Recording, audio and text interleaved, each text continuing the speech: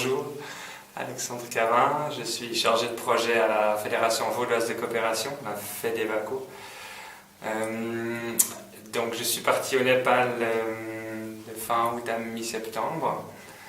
J'ai entre autres la première semaine accompagné Job Slats, le chargé de programme des programmes Norla au Népal. Voilà, et puis donc c'était une visite très enrichissante. Le but pour moi c'était d'accompagner quelqu'un de l'organisation pour visiter un projet. C'était pas une évaluation, c'était plutôt pour moi qui travaille surtout au bureau de la FEDEVACO de pouvoir une fois voir le projet ou les projets, puisque j'en ai visité d'autres organisations, voir les projets sur le terrain, dans le contexte, de rencontrer les bénéficiaires, les partenaires, en vrai, puis pas seulement que découvrir les projets par lecture sur papier ou sur document en fait. Voilà, et puis mes impressions, c'est que c'est un travail difficile que fait Norla comme d'autres organisations au Népal, dans un contexte difficile, en particulier des régions difficilement accessibles. Et puis pour des bénéficiaires qui sont des gens qui travaillent dans l'agriculture, donc il n'y a pas forcément une éducation très approfondie.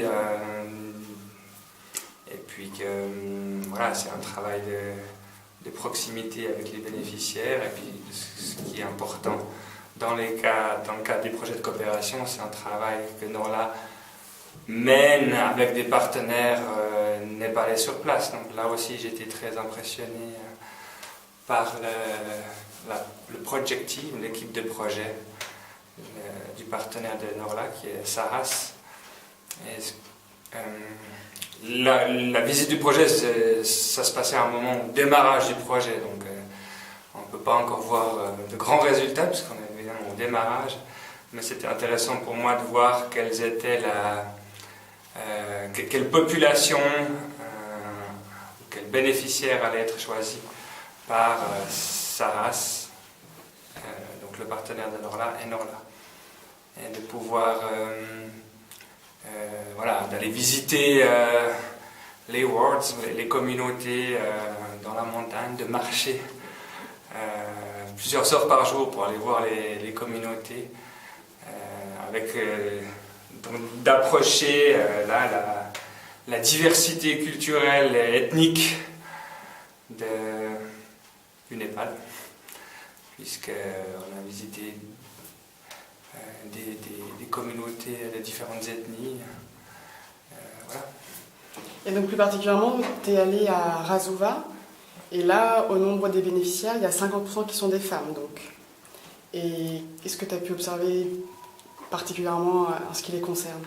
Alors là, j'ai une image en tout cas, déjà qui me vient à l'esprit, c'est... j'ai un petit blanc sur l'ethnie que c'était, mais c'était... Comme on a visité plusieurs, comme je disais précédemment, on a visité plusieurs communautés, wards. Il y avait une des communautés où là il y avait une majorité de femmes qui étaient présentes.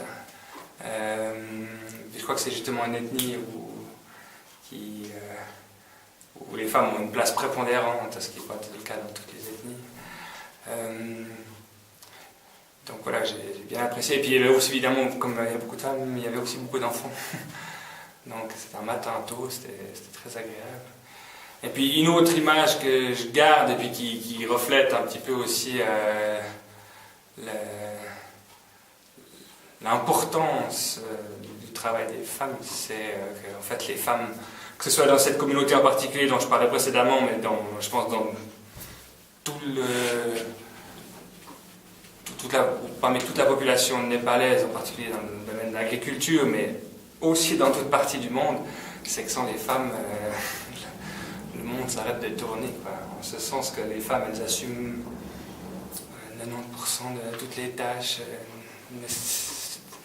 Elles s'occupent des enfants, elles s'occupent des personnes âgées, elles nourrissent le bétail, parce que le bétail est conscrit dans un enclos et puis il faut apporter la nourriture au bétail.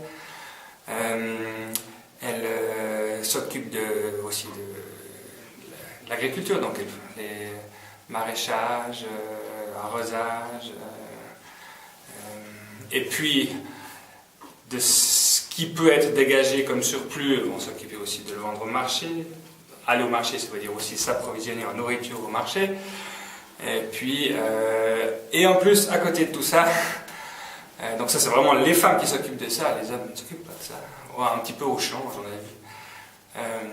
Et puis à côté de ça, c'est qu'elle s'implique aussi dans la vie du village ou de la communauté, hein, au sens plus large. Donc voilà, je pense que